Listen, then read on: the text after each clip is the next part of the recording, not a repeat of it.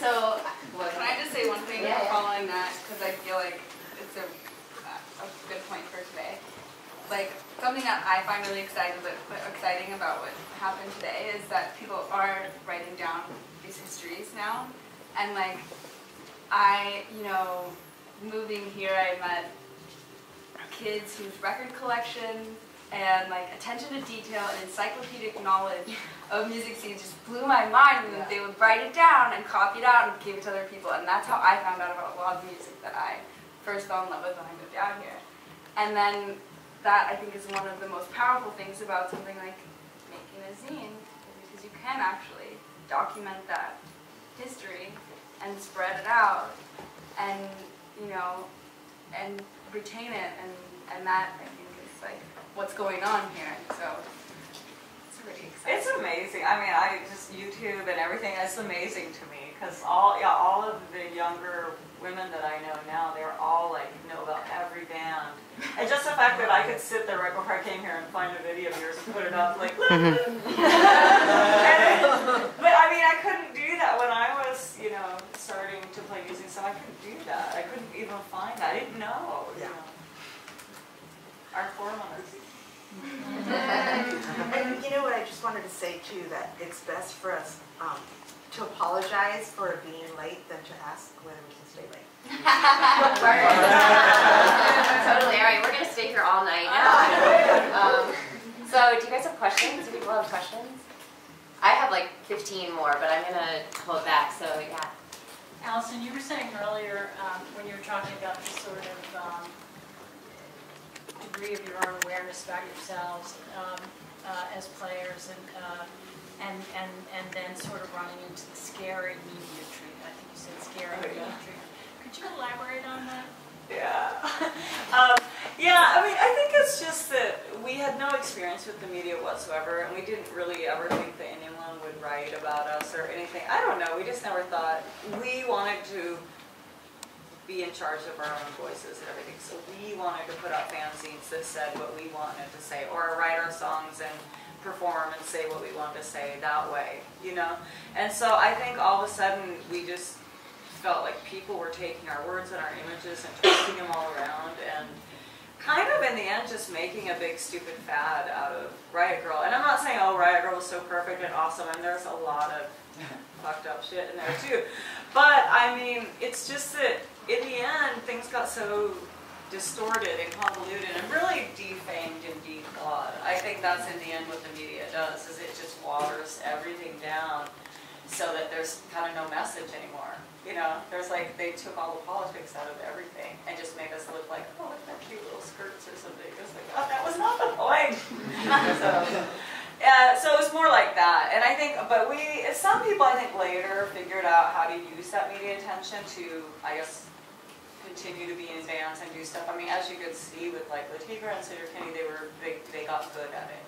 I never knew how to deal with it or what to do, and just try to stay away from it. But even when people like Kathleen called a media blackout for like a year with Bikini Kill, that's when people wrote the most vicious stuff about them and about her.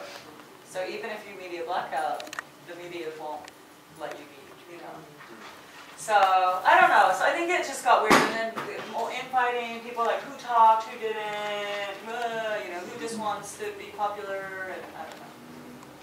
It just kind of got weird like that. Thanks. Do you think because of that, the term Riot Girl became a self-contained thing that lived in a certain time period, or that it possibly lives on under the same guise, or that it's something that lives under different guise now because of that?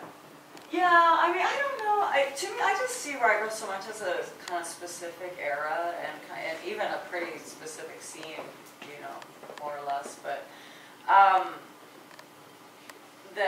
but I have no problem with people using it to describe things or using it for this, however they want to use it, whatever, it's cool. But I think the important thing is that people are just keep creating new scenes and new words, really is what's so exciting, to see some kind of growth and change and just constant movement. But yeah, I think the media kind of helped kill it. But I mean, we also had no real plan. We didn't know what we were doing. We were just kind of hanging out. So when some of the best stuff happens. Yeah. Question for Alice Bagg. I really loved Decline of Western Civilization. I'm a huge fan from way back. Thank you. And my question is, have you seen progress since you started In what area? in the area of women in music and women in Yeah. I've seen a lot of progress. I've had the opportunity to tour with my book, and I've been fortunate to be able to participate in Lady Fest. And it's just so inspiring to see all the women musicians that are around nowadays. It's wonderful because you couldn't find, when I was trying to form my first band, we put ads in the paper and we could not find women musicians. They were just hardly anywhere that would come out. And the way we met was actually Kim Fowley was looking for his next Runaways. And a bunch of us went to audition and were rejected, and the rejects all got together.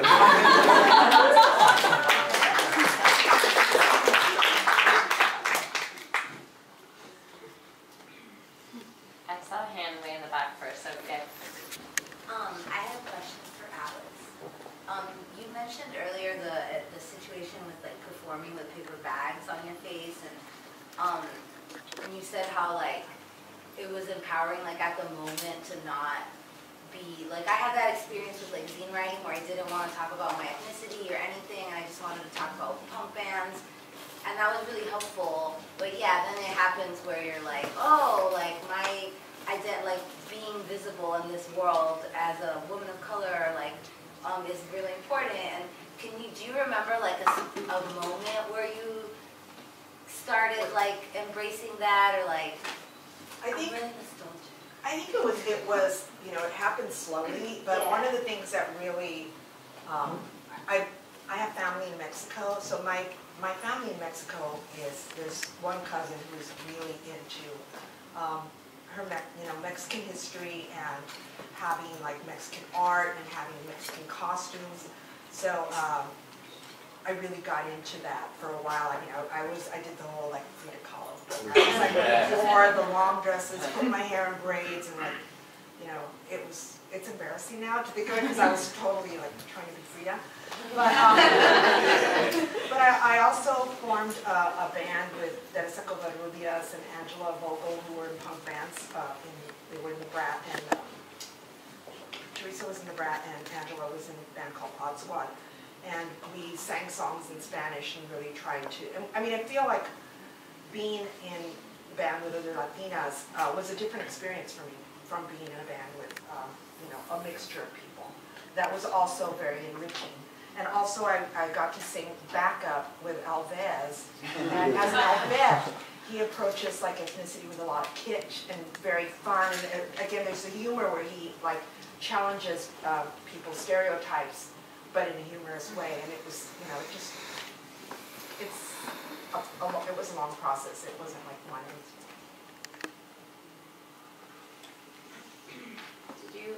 Do you want to ask Alice, could you talk a little bit about the process of writing your book? Wait, who's speaking And- to me?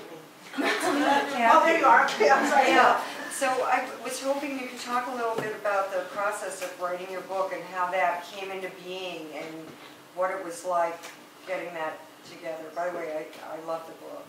I'm not done yet, but I know I'll continue loving it as much as I do now. It's awesome. Thank you. Everyone should get that book. Thank you. There'll be a bonus for you. I actually blogged my whole book. I don't consider myself a writer. I think of myself as a blogger, and it's sort of, I think I approached it in a very punk rock way because I didn't let what I see as my own limitations stop me. I wrote every day. I picked up followers who encouraged me, and I wrote in very manageable, I wrote like a page and a half a day, right? But I was very dedicated to it. I did not allow myself to walk away from my laptop to have lunch until I'd written an entry. So lunch is very motivating.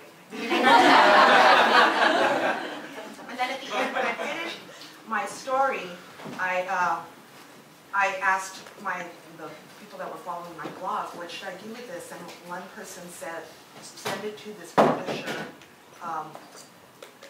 who did a Darby Crash book, right?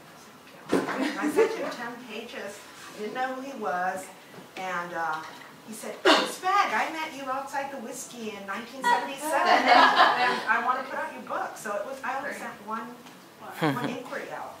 Wow. So it was a perfect match. Are you continuing writing or working on any other books? I just started writing something else, but I'm not being quite as disciplined this time.